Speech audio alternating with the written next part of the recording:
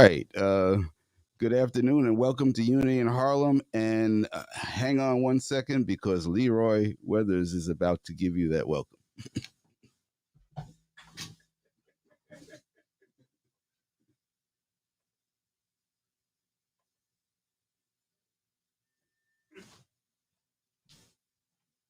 Tell me he's on mute. You're on mute. There you go. Still muted. Still can't hear you.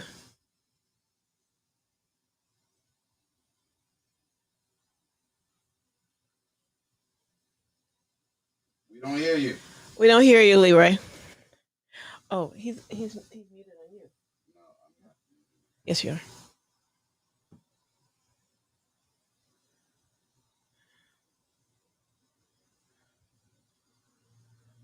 Not hearing. Not hearing you, Leroy. Okay, so you want to do something else? You just flip over to you. You want me to do it? All right, everybody. Okay, great. Here we go. Yeah. So this is the wonder of live TV, live stream. You get to see us and hear me. Welcome everybody to Unity in Harlem, Harlem Center for Practical Christianity, and we have a some marvelous surprises for you today. We're starting off with we haven't. With me, actually. That's really great. With me singing a song that is called Get Out of the Way and Let God Do His Thing. And then after that, we have meditations and announcements. We have announcements and what's our guest speaker today. We're very excited to have our guest speaker, Brenda Glassé, and as well as our marvelous leader, Reverend Carol Hunt, who will be doing the meditation. Later, we will sing more songs, meditation song, as well as another song called I Am, and also Lion of Judah, which is a combination that I created, an arrangement that I created. And we're going to hear a wonderful talk as well from Brenda. So join us as we take you into the next year and into this new way of expressing ourselves. Welcome to Unity in Harlem.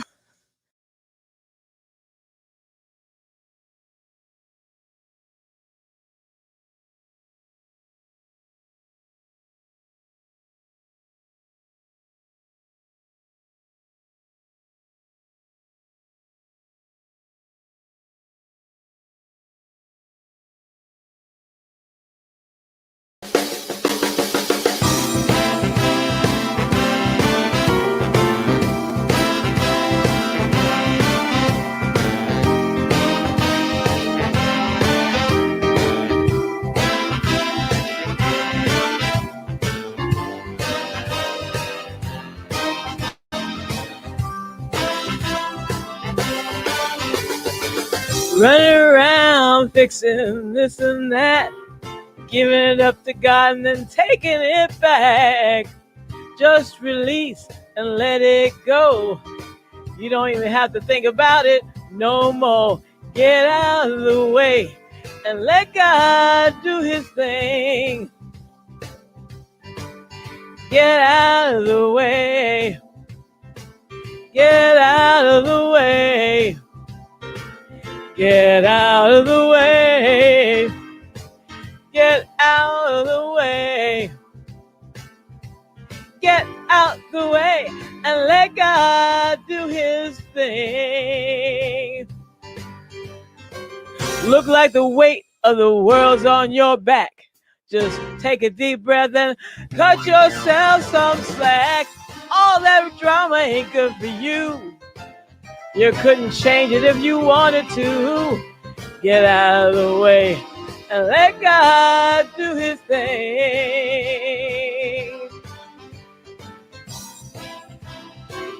This is the get out the way dance. Get out the way. Oh, get out the way. Get out the way and let God do his thing. Sun's gonna shine, the river's gonna flow, tide's gonna rise without your say so. The universe is working and the good is flowing. You don't plant a seed, dig it up and see how it's growing. Get out of the way and let God do his thing. Running around fixing this and that, giving up the God and taking it back. Oh, all this drama, it just ain't good for you. Get out of the way. You couldn't change it if you wanted to. Get out of the way. Just look at that weight of the world on your back. Get out of the way. Oh, all that drama ain't good for you. You couldn't change it if you wanted to. Get out of the way and let God do his thing. Sun's gonna rise, river's gonna flow, tide's gonna rise without your say so. The universe is flowing, don't it feel good? Get out of the way and let God do his thing. Come on, you don't plant a seed and then dig it up and look at the roots. What? Let God do the growing. Come on, get out of the way. Get out the way and let God do his thing. He's growing you. He's growing me. He's growing my roses outside. Oh, yeah, get out of the way. Stop running around and helping everybody. Stay in your lane. Get out of the way and let God do his thing. Yeah. Peace.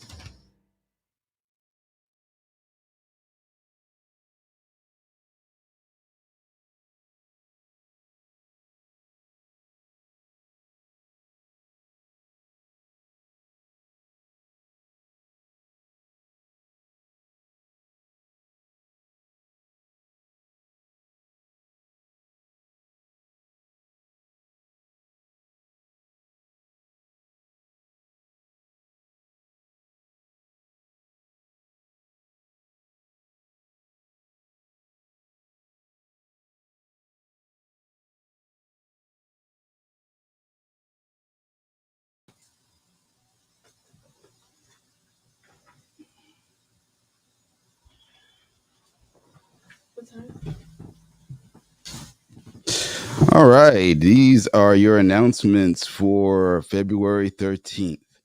Let's see. We're having technical difficulties this morning, so bear with us. So,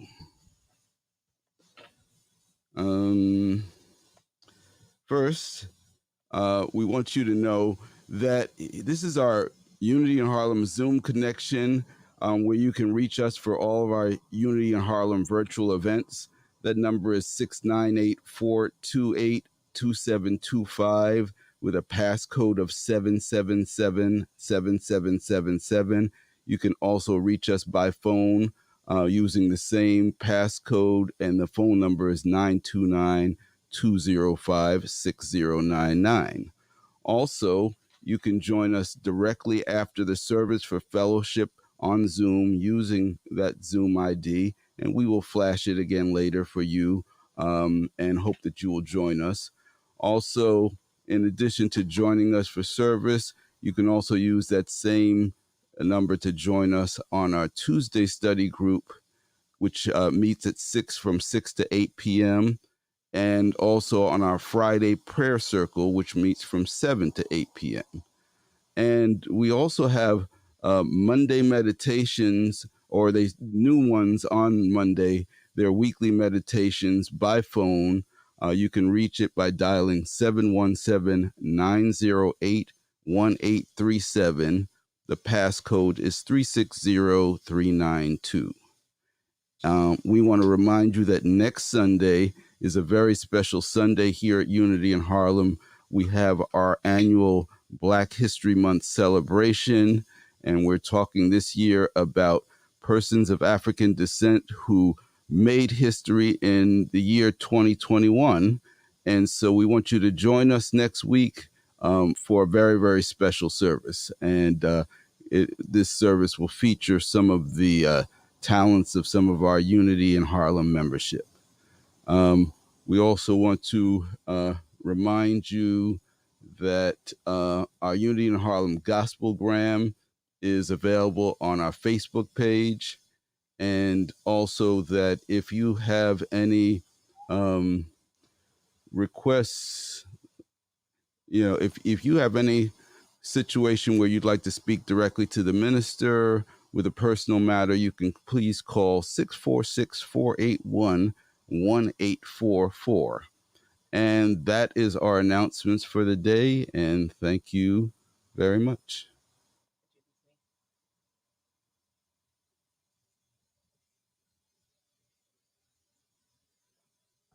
Isaiah 55 verse 11 says, "So shall my word be that goes out from my mouth. It shall not return to me empty, but it shall accomplish that which I purpose, and shall succeed in the thing for which I sent it." Unity affirmations speak to the power of our words, and particularly the power of I am. And so we say this affirmation every Sunday to affirm our divine nature. The words are on the screen, and I invite you to say them with me. I am an abundant, radiating center of God's love and light for peace, healing, and inner truth for all.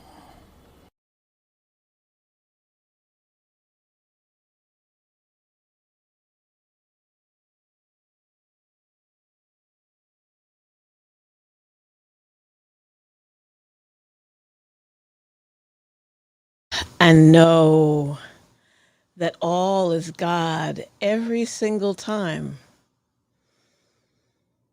All we are, all we see, and all we interact with is divine presence.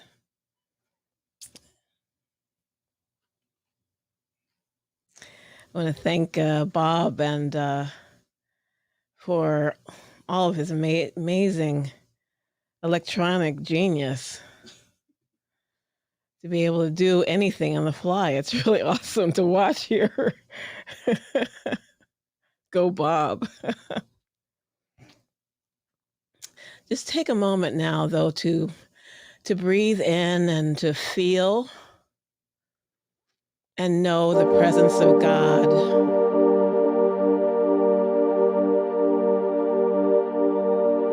How comforting it is.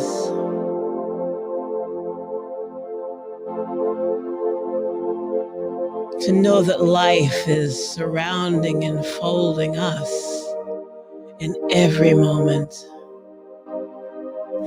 in every circumstance.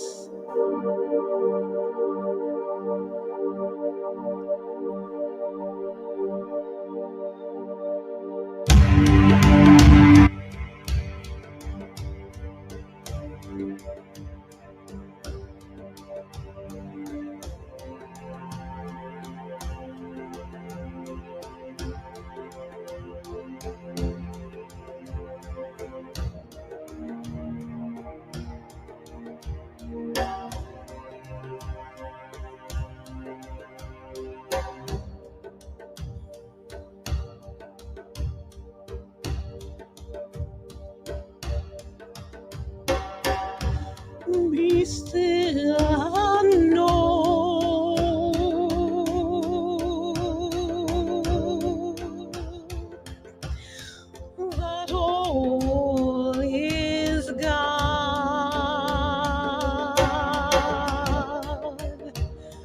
Be still and know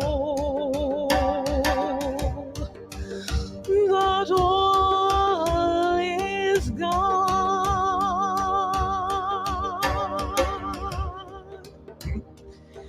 Be still and know that all is divine.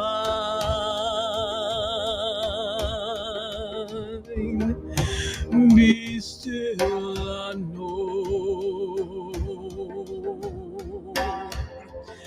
that all is divine.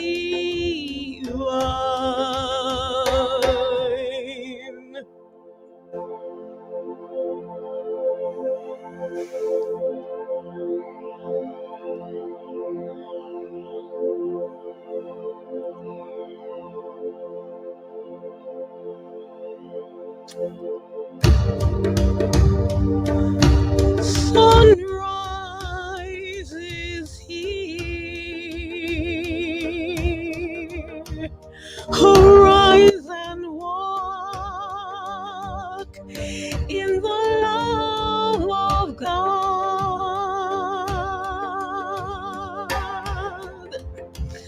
and leave behind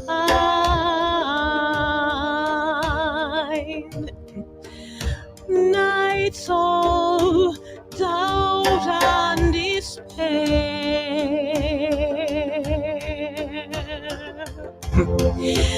Oh, leave behind histories of doubt and despair.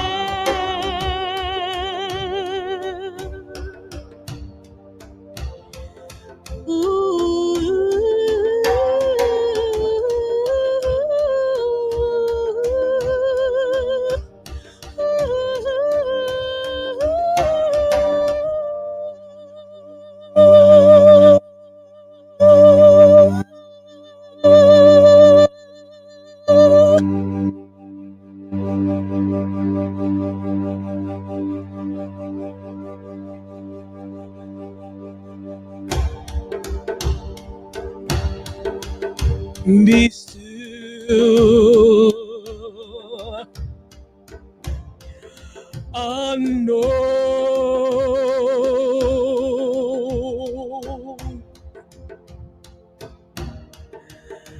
I am that I am. All is divine.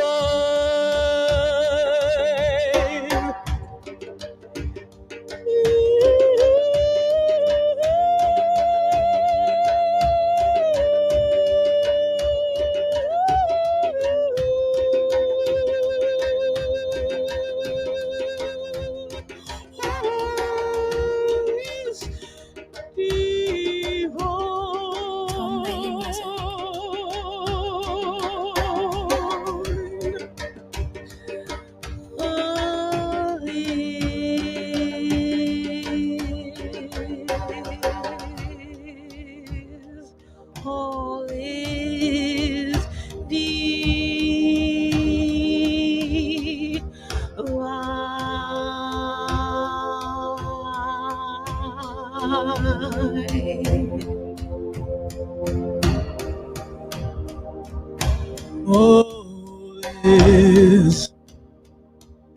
All is divine.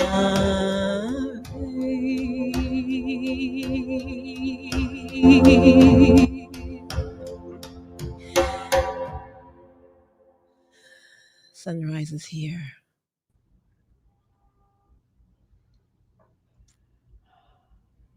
Thank you.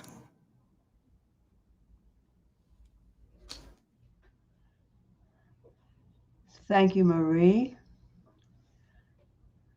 not only for the beautiful renditions of the music, but filling in easily and comfortably this morning. And hello to everyone. And I offer you my own welcome and greeting for our service today and for your patience, and echoing Marie for Bob and his filling in multiple ways that you and I cannot see. But then we know that this is what he always does, and we are so grateful for him, his talent, his commitment and dedication to unity in Harlem. And to you also, as you have hung in there with us as we have gotten started for this day.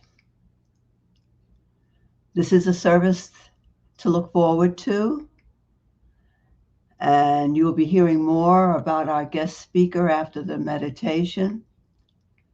But I can promise you that this will be a blessing to you, as already it is a blessing.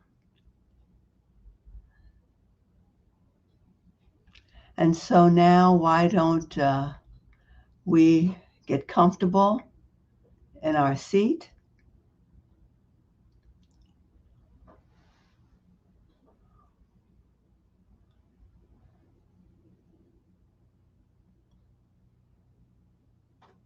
Have nothing around you to distract you. Have nothing in your hands. Allow your hands to just sit comfortably in your lap. Close your eyes.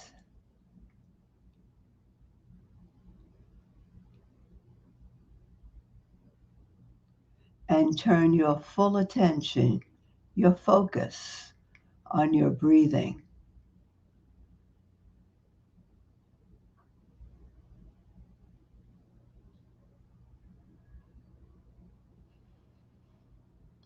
Follow the rhythm of your breath,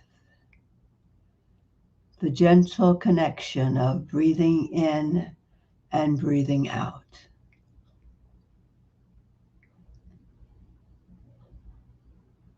Breathe in and breathe out. Feel that rhythm that is yours, belongs to you.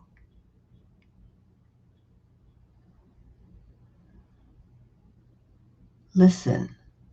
Listen for the own sound of your breath.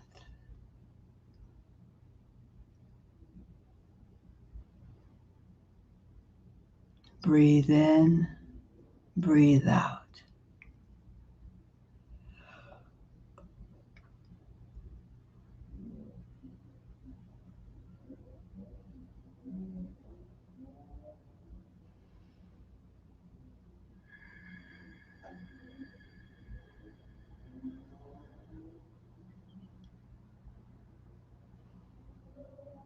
As you breathe in and out, follow the breath as it flows through your body. Allow that breath to relax you, to bring you to a point of stillness. Breathe in, breathe out. Breathe in, breathe out.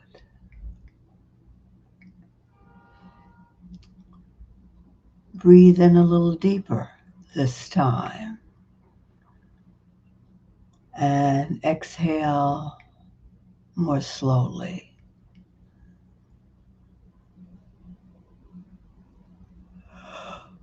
Breathe in more deeply.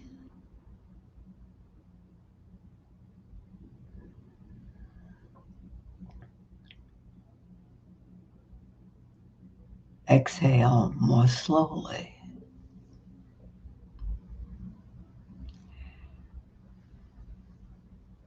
This time, breathe in thinking about your body temple, your physical body. Search for any place that might feel uncomfortable, that might feel painful. Breathe into that place and exhale to it. Let it feel relaxed. Relaxed.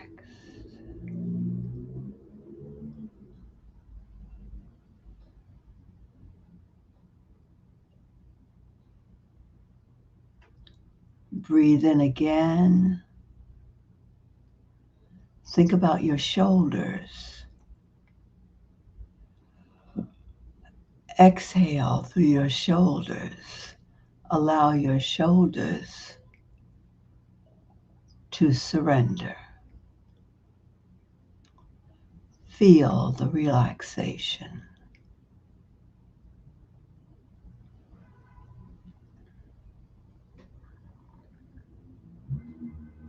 And now think about your emotions, your feelings. Breathe in. Breathe into them. Exhale through them. Relax them. Relax any feeling of tension. Relax any stress. Breathe in. Exhale.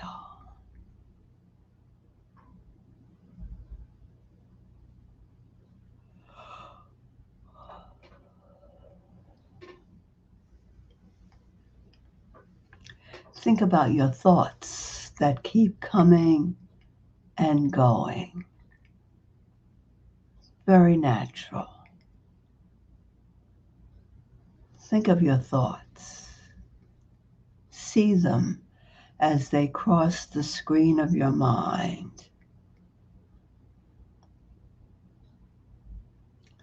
Send them into the far distance. Let them travel away. You can retrieve them at any time. And should they come back, and they will, breathe in and exhale. Go to the breath. Let your thought be only of your breath. Breathing in and breathing out.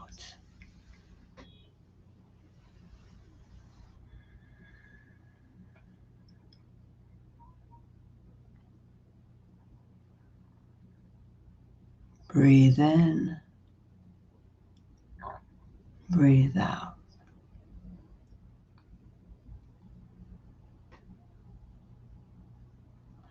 And now take a deep breath. Fill your lungs.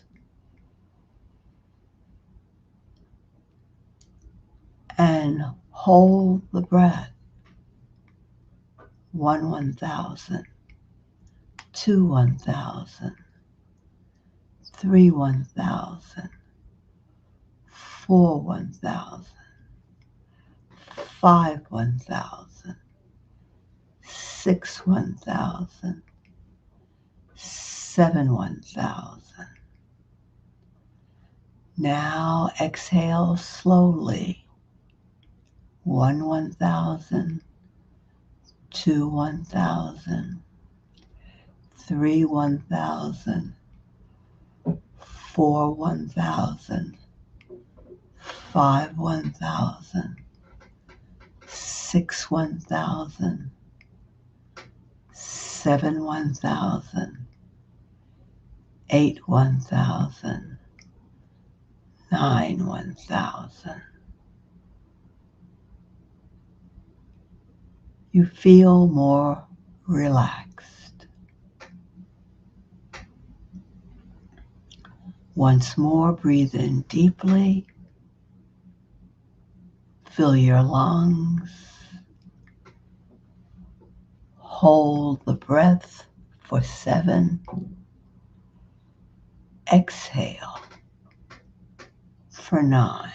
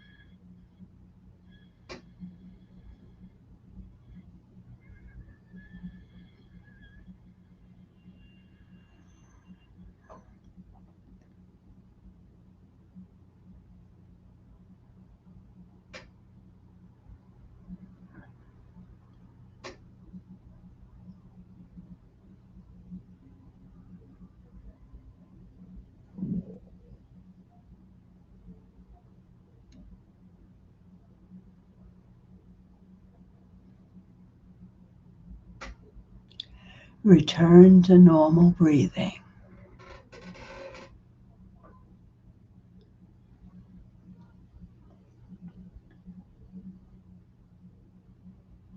In this quiet, in these moments, feel the blessings of unity. Feel the blessing of being in one accord. Feel the blessings of oneness.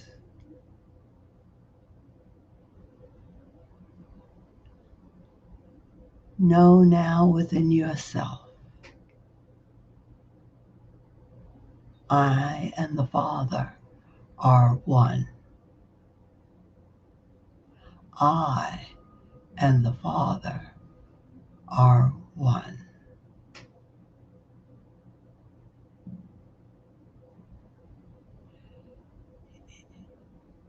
In this oneness, I am enough. I am accepted. I am enough.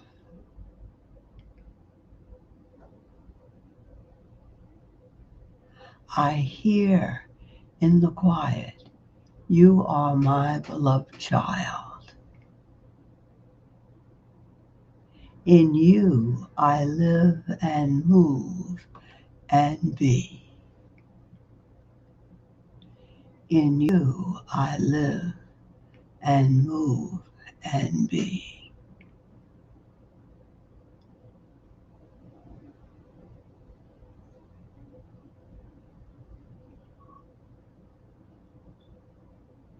In this quiet,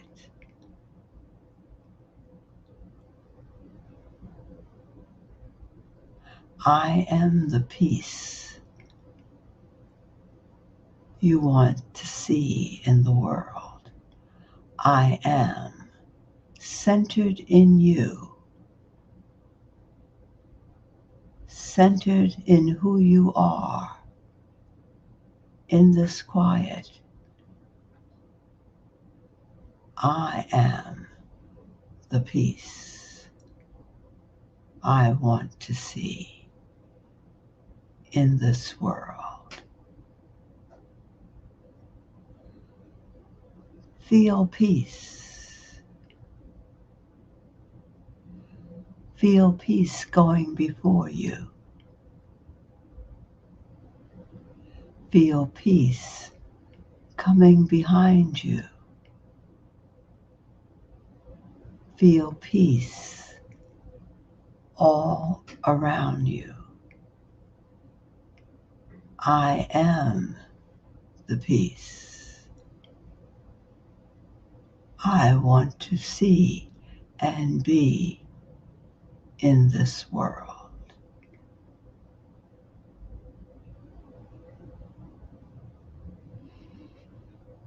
In this quiet,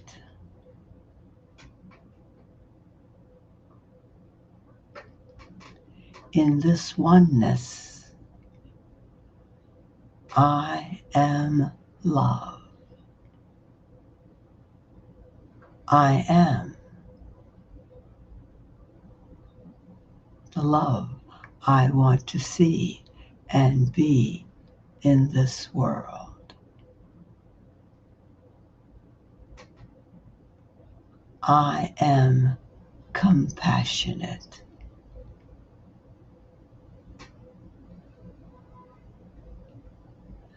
I am harmony.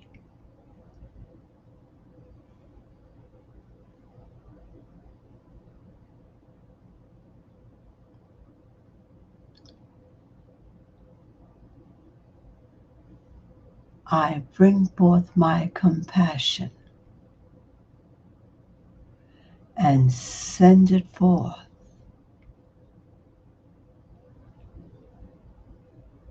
I am the love I want to see and be in the world.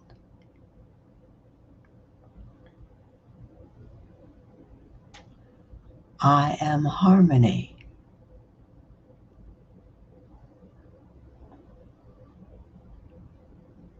All things come together in one accord. There are no differences, only sameness in the spirit of I am. I am the love I want to be and see in the world.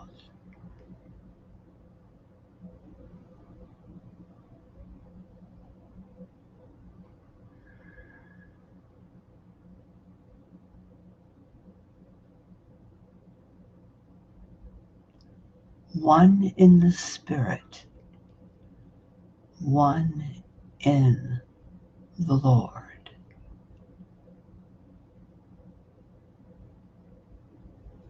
The Father and I are one.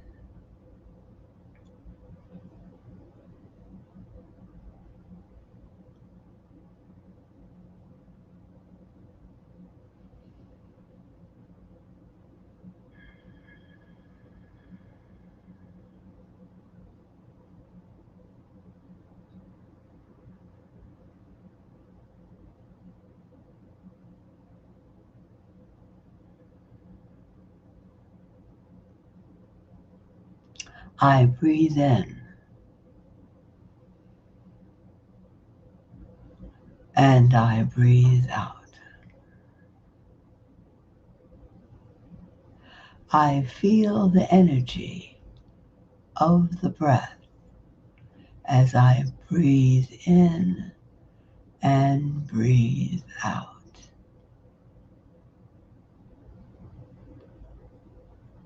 I am one with this energy.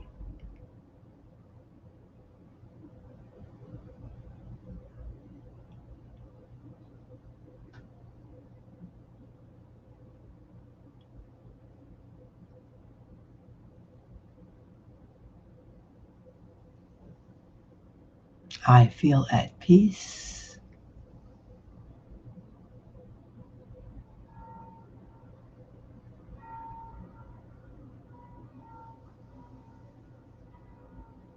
I feel released.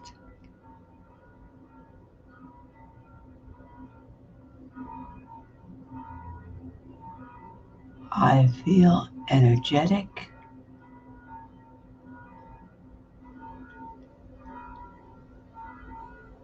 I feel ready.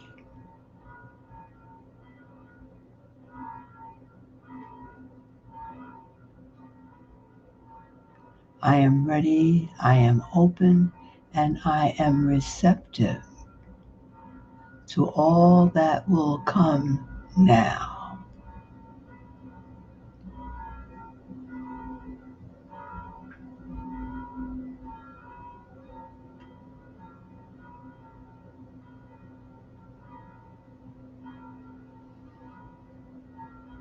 I breathe in deeply once more.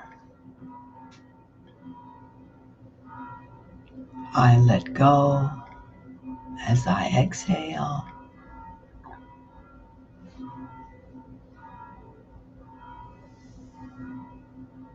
And I open my eyes.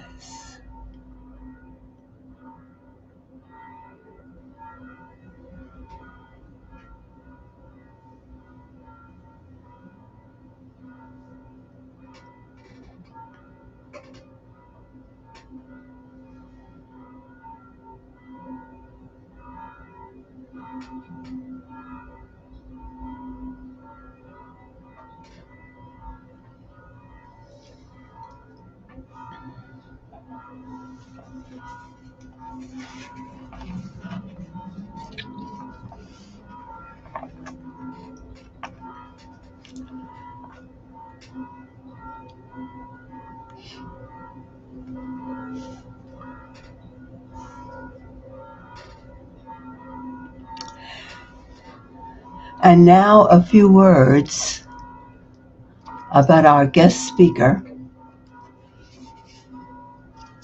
Brenda Glassé. Brenda Glassé is my neighbor and friend.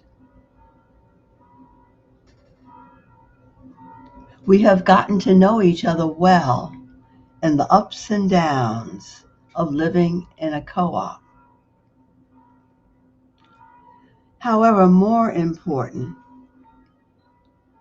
I have learned that she is a mother, grandmother, sister, aunt.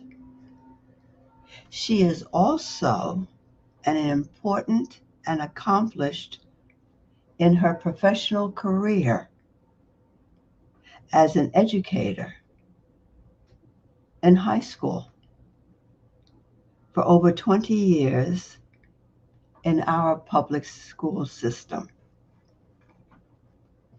She is also an adjunct lecturer at your college right here in Jamaica. She earned her degrees at SUNY Empire State and Alfred University, where she owned a Postmaster certificate in advanced study in mental health counseling.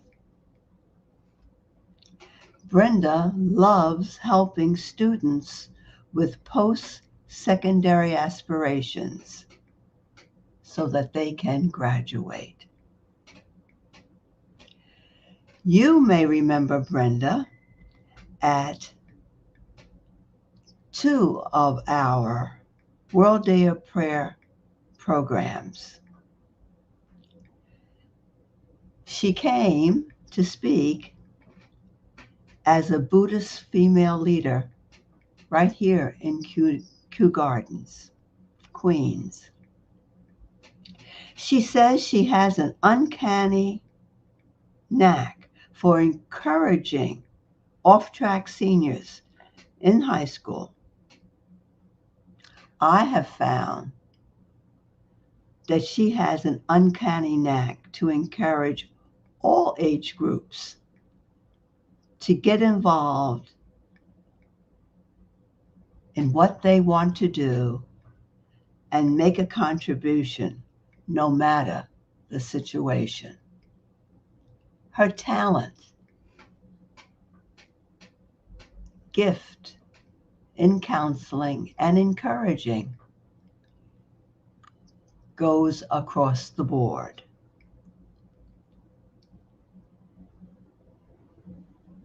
In this month of African American History Leadership and Remembrance, I call it a privilege to know her and invite her to share her thoughts and ideas through her knowledge and spiritual undergirding in Buddhism.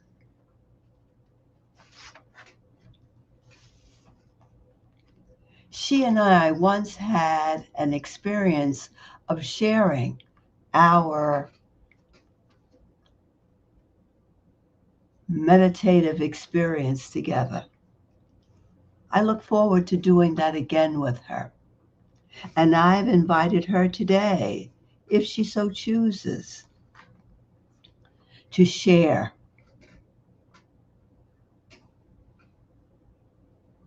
the content of her spiritual undergirding, along with her talk for today.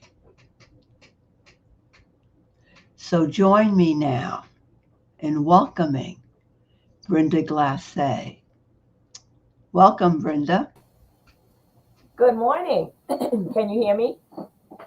Yes, I can. Yes, we can. Very good, very good.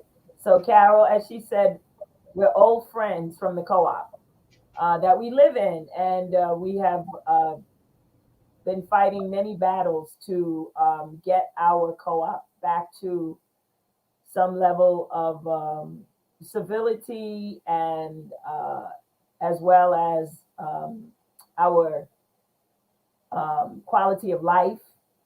It's an ongoing battle, but we're up for it. We're soldiers. Part of my practice as a Buddhist, a Nichiren Buddhist, is that we chant for victory, and I will continue to do it until we have won. So today, I want to thank Carol for inviting me and to have this opportunity to present at the service today. I'd also like to thank the Ponce family, Bob and Maria, for their technological skills and amazing voice, respectively. I'm grateful. My presentation today is about Black wealth. As Carol mentioned, my name is Brenda Glassé, and I identify as a Black woman. So here's my presentation. According to an online article in Brookings, I apologize again, my presentation is about Black wealth. According to an online article in Brookings, centuries of discrimination and exploitation have left Black Americans much poorer than white Americans. The median white household has a net worth 10 times that of the median Black household. If Black households held a share of the national wealth in proportion to their share of the US population, it would amount to $12.68 trillion in household wealth rather than the actual sum of $2.54 trillion. The total racial wealth gap, therefore, is $10.14 trillion. And then it says, and I quote, according to the 2016 survey of consumer finances, the median white household has a net worth of $171,000, 10 times the net worth of the median Black household of $17,100. In other words, Black households are overrepresented among the poor and working class and underrepresented among the upper middle class and the wealthy. The poorest 20% of American households have a net worth of less than $4,700. Many of these households have a negative wealth due to debt. I'm going to read that part again because I stumbled over it myself. Many of these households have a negative wealth due to debt. Of these households, 26% identify as Black. The richest 20% of American households have a net worth of more than about $500,000, so $500,000.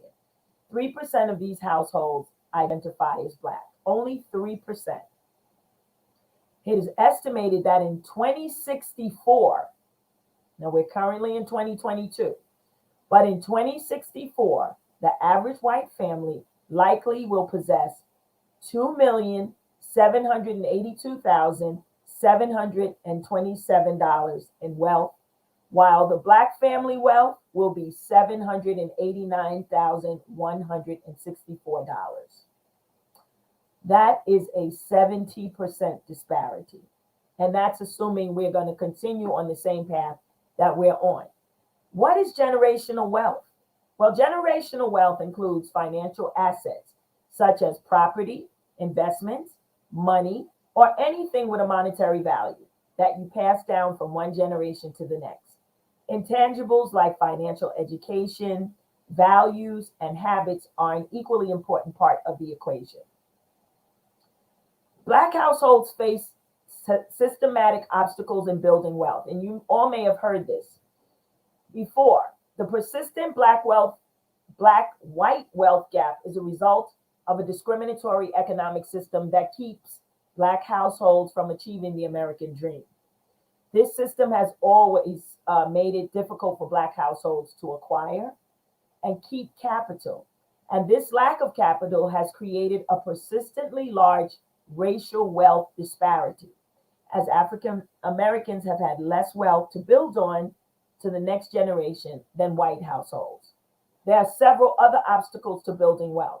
One is that Black workers often face labor market discrimination, including being steered toward occupations that are less secure, lower paying, and have fewer benefits and career advancement opportunities.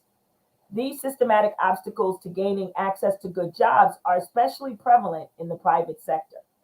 And this is why I am very grateful that I am a counselor educator, because in my role, I get to inspire young people and encourage young people to get out of those type of careers, or not even enter those careers that will not provide for them advancement in both their career and economically. So opportunities to contribute to and benefit innovation and advancements in technologies. This is another obstacle, thus building wealth in high value added industries and occupations. They're also limited for African American innovators and entrepreneurs, as federal government research funding regularly excludes them. So Black households end up with lower incomes and less wealth than white households as a result. I am very fortunate that I work in what we call a CTE school, a career technical education school. It's a New York State approved school, and they have and we have majors, technology majors. So we are what you call a STEM school. Our specialties are architecture, construction trades, and engineering. And I am specifically an engineering counselor. So I encourage all of my students to pursue that path. And so I'm very grateful and humbled that I am in that place. Another obstacle is the financial system strips Black households of their wealth by denying them access to the same investment opportunities and affordable credit that white households have. This systematic bias makes it more difficult for Black households to participate in the stock market, to start and grow their own businesses, and to put away a rainy day fund, while they carry more costly debt, such as car loans, credit card balances, and payday loans at the same time.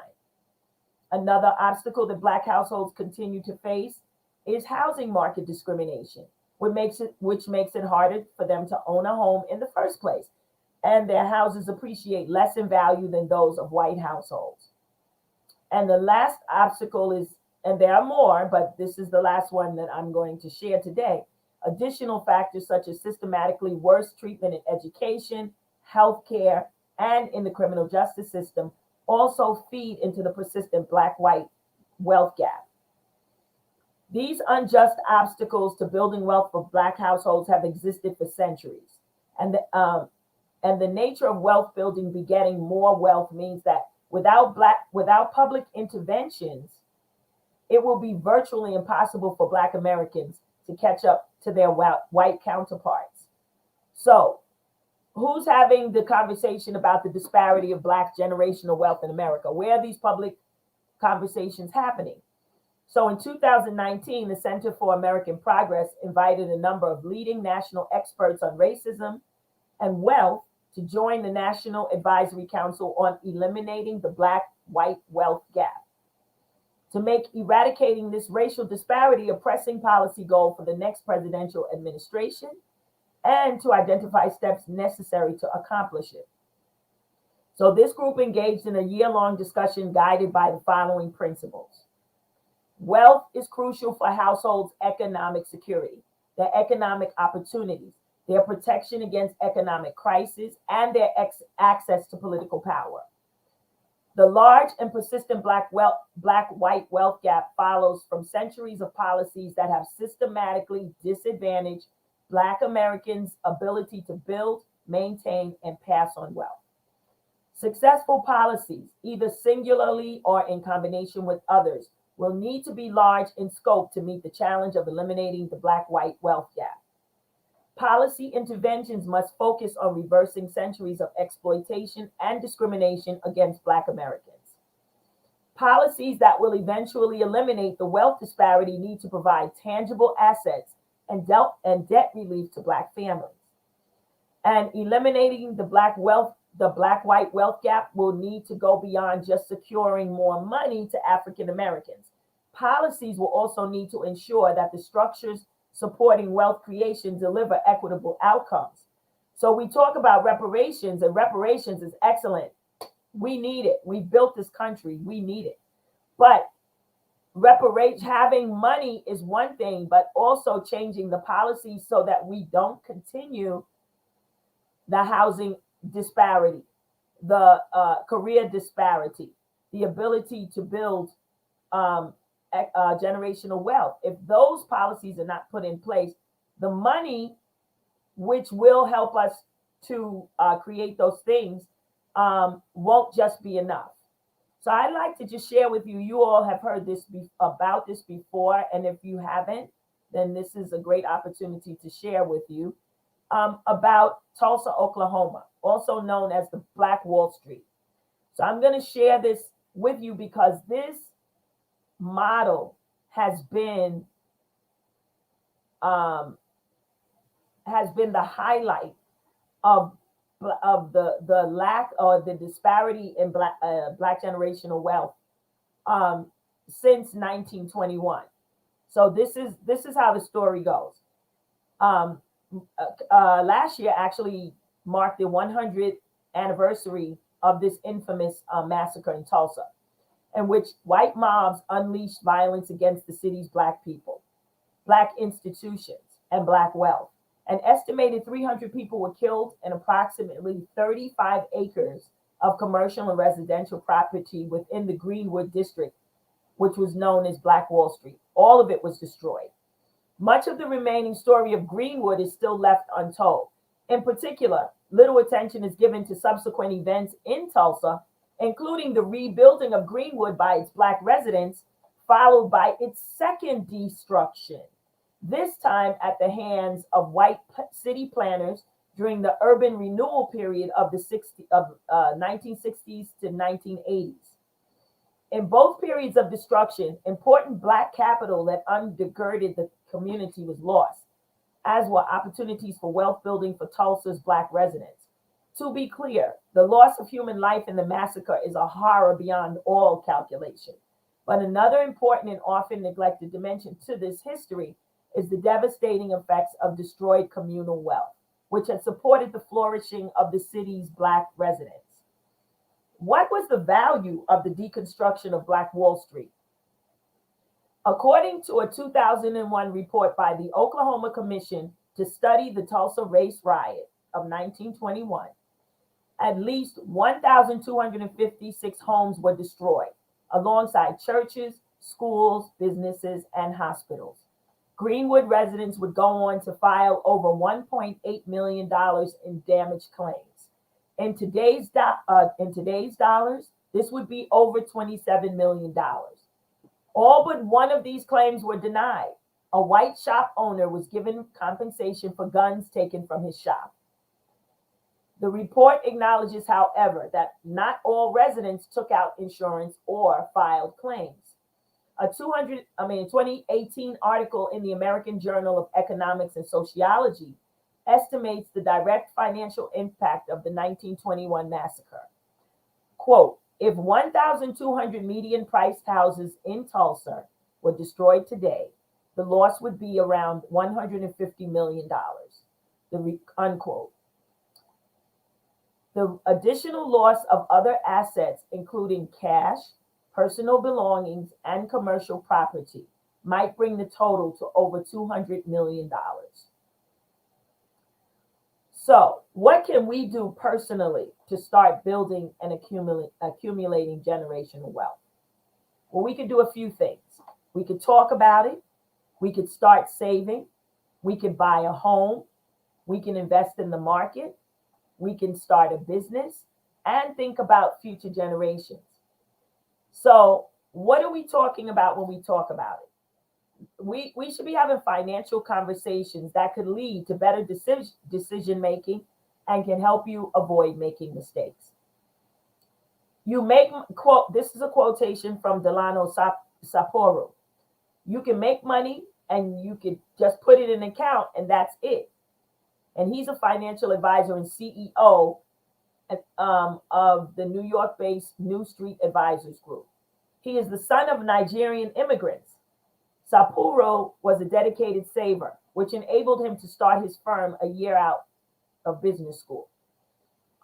Other questions, other things that you should be discussing is, how do I increase this money that I've made? How do I deploy it? These decisions need to be made and these discussions need to be had. While talking about money with friends and family has long been thought of as a taboo, there's been a shift. So people are having more conversations now. While only 10% of Black Americans discuss the stock market growing up, 37% talk about it now, according to the 2020 Ariel Schwab Black Investor Survey. In comparison, 23% of white Americans had the conversations growing up, and 36% talk about money now. So the numbers, we're catching up in terms of conversation. We're catching up to those groups, those populations who have had generational wealth far longer than we have. The most important, start saving money. What does that mean? The most important thing to do is start saving, even if it is just a small amount every month. Almost 3/4 of 73% of Black adults do not have enough emergency savings to cover 3 months of expenses. And this is from an April 2020 survey that Pew Research Center conducted.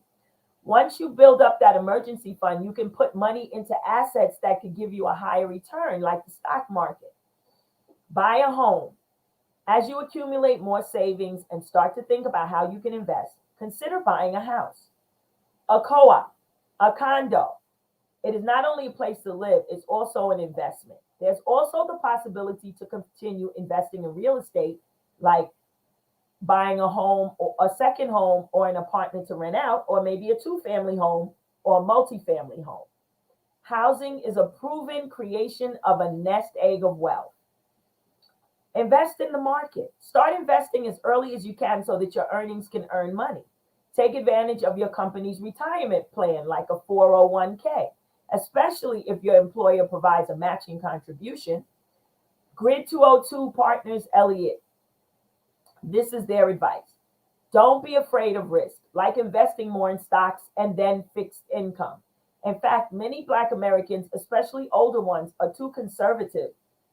And this is the quote from Malik Lee, who's a founder and CEO of an Atlanta-based wealth management firm, Felton and Peel. You need the power of the market behind you. While there may be a distrust of financial professionals, he advises finding one you are comfortable with. There are also many like Lee and Elliott and Sapporo who don't have required account minimums. Also, there are, TD America, where you can invest in phenomenal amounts of fees. Charles Schwab, of course. You can invest on your own, but of course you want to research, and there's, oh gosh, so much research out there, it'll make your head swim. Starting a business. Wealth can also be generated through business ownership. Yet, before you quit your job to start a business full time, make sure you have at least 6 to 10 months of expenses saved and a 5-year roadmap. Striking out on your own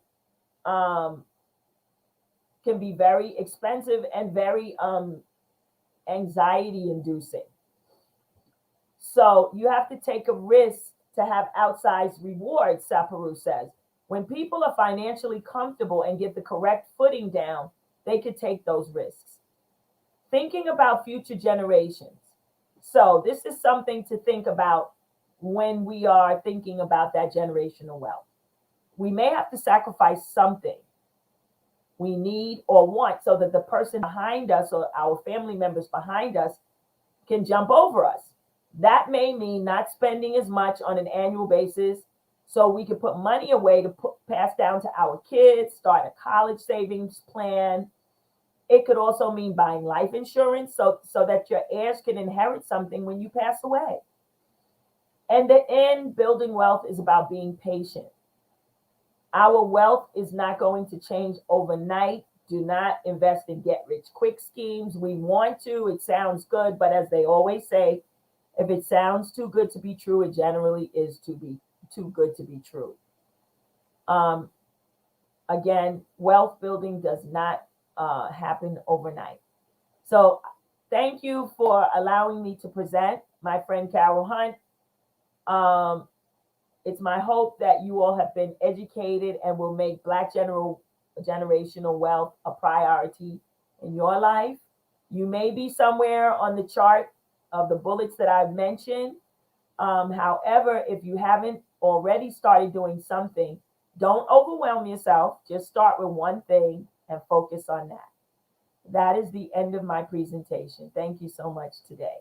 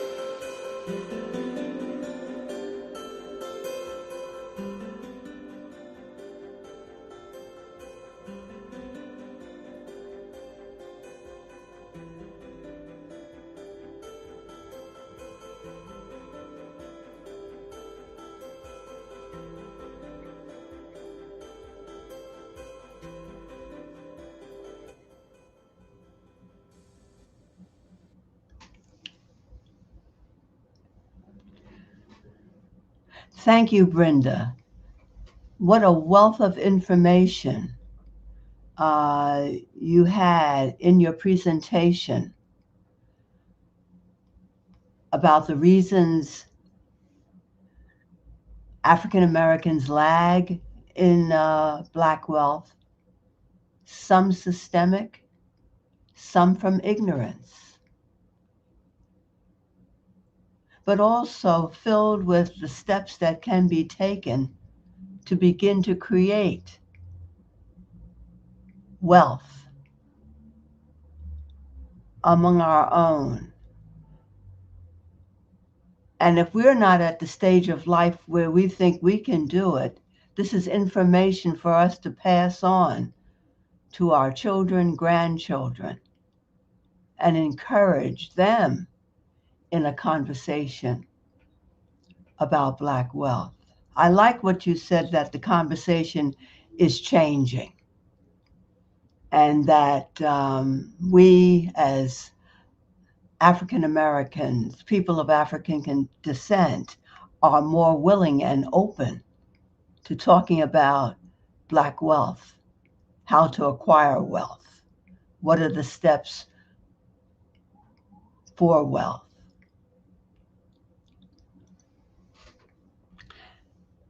And I can't help think about the impact of the 403 years of the Christian church tamping down on we as Christians and whether we are entitled to be wealthy. All of it together has been a picture, creates a picture of the lack of black wealth in our communities. But there is hope, and there are steps to be done, and we can see the change little by little as young adults and others are moving in this direction. So thank you, Brenda. Thank you for sharing and bringing the subject to our attention in such a wonderful way. I hope we can continue this discussion later on.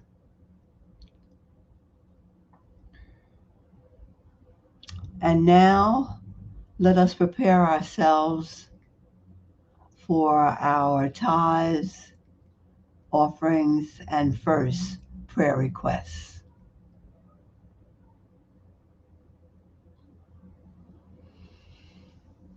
I invite you once again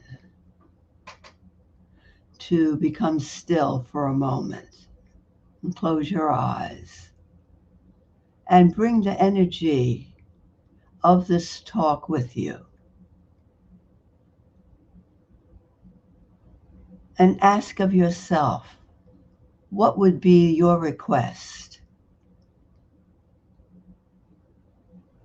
What would be your request right now to be more alert, more aware, more willing to raise the consciousness of wealth among us? Hold that thought in this energy that has been created.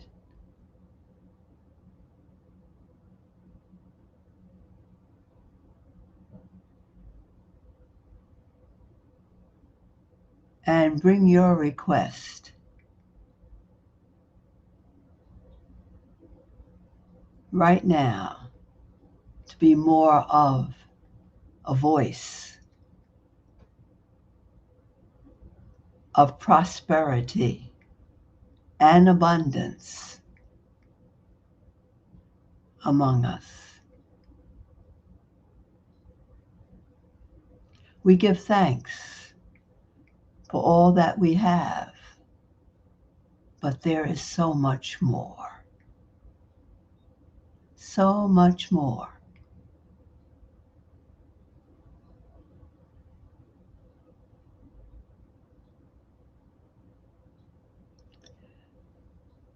Let us see ourselves as the instrument in word and in action for our heart's desire.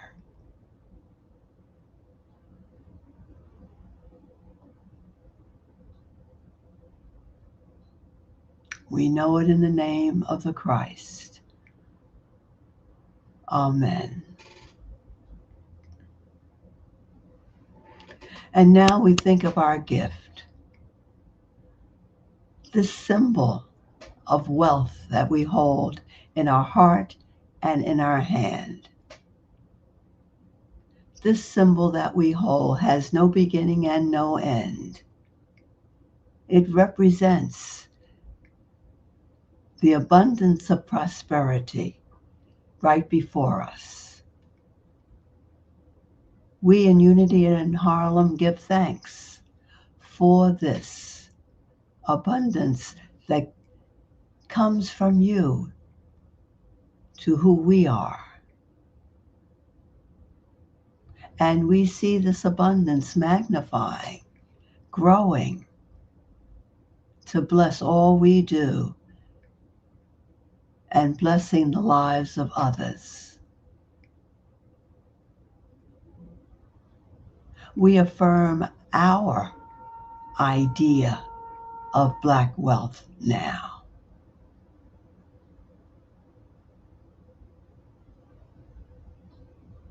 And know in the spirit, we are the author of it growing and magnifying.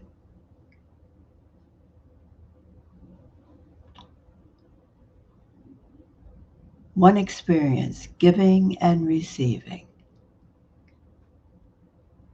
We bless this. We bless this truth and see it growing here and everywhere.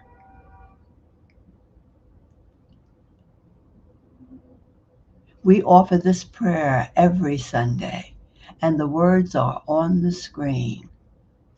I will say them, and then you can join me in repeating them after. Divine love flowing through me blesses and increases all that I give and all that I receive. Let that all be part of what we heard today. Shall we know it together? Divine love flowing through me blesses and increases all that I give and all that I receive. So be it.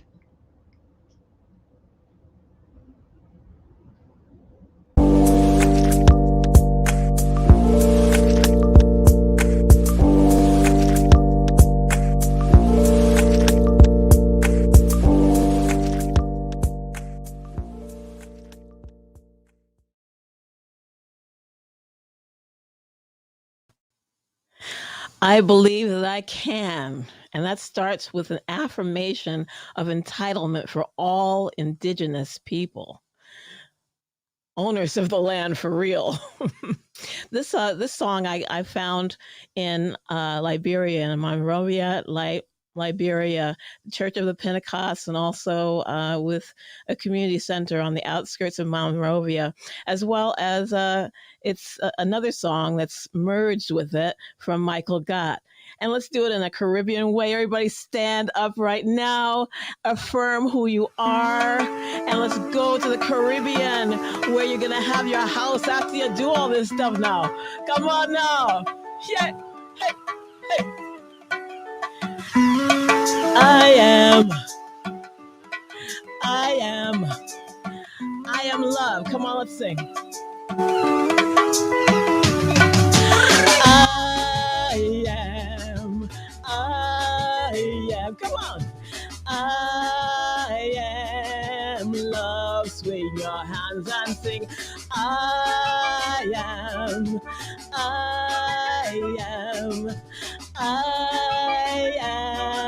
love.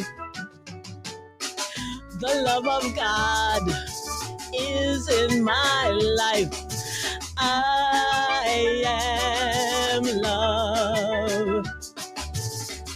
The love of God is in my life. I am love. Here we go. The Lion of Judah has broken every chain. He's given us power. Hallelujah, day by day.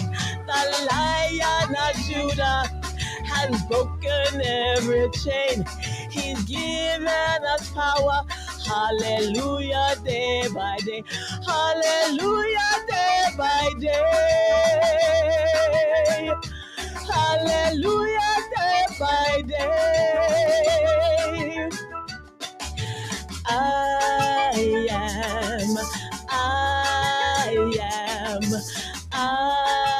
am peace. I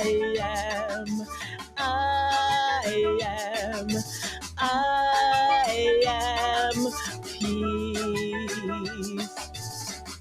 The peace of God is in my life. I am peace. The peace of God is in my life. I am peace. Let me say, the Lion of Judah has broken every chain. He's given us power, hallelujah, day by day. The Lion of Judah has broken every chain. He's given us power, hallelujah, day by day. Hallelujah, day by day.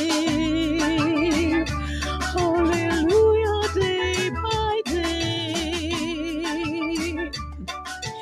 I am, yes, I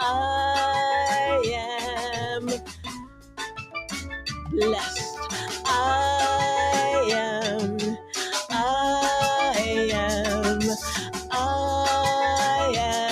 am blessed. The gifts of God are in my life. I am blessed. The gifts of God are in my life. I am blessed. I am peace. Come on, say it. Say it right now. Stand up to your feet and say, I'm blessed. You say, I'm peace. Stand up and say, I'm love. Look at your partner and say it. Wave your hands and say it. Get it in your body. God abides in the praises of his people. God abides in the praises of her people. Yeah. All right. Yeah. See, I got somebody standing up. Doing something. I hope everybody else is out there standing up and waving your hat. If not, you're going to have to play it back next week every single day and affirm that what we heard today. Come on. Brenda, you are off the chain today. Hello, Miss Glassé. Yes, ma'am. And Reverend Carol Hunt, as always, our stately matron. Thank you so much, you guys, for such inspiration. And you as well. Thank you. You're welcome. All right. All right now. So we have our prayer protection. Yes, the light of God surrounds us. The love of God enfolds us. The power of God protects us. The presence of God watches over us. Wherever we are, God is, and all is well. Hmm. Yeah.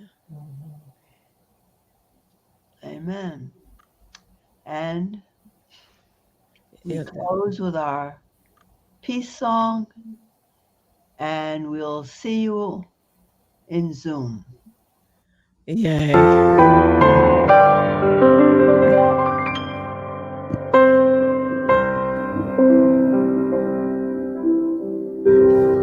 Let there be peace on earth, and let it begin with me. Let there be peace on earth, the peace that was meant to be, with God as creator. Family all are we. Let us walk with each other in perfect harmony. Let peace begin with me. Let this be the moment now. With every step I take, Let this be my joyous month, to take each moment and live each moment in peace eternally. Let there be peace on earth, and let it begin with me.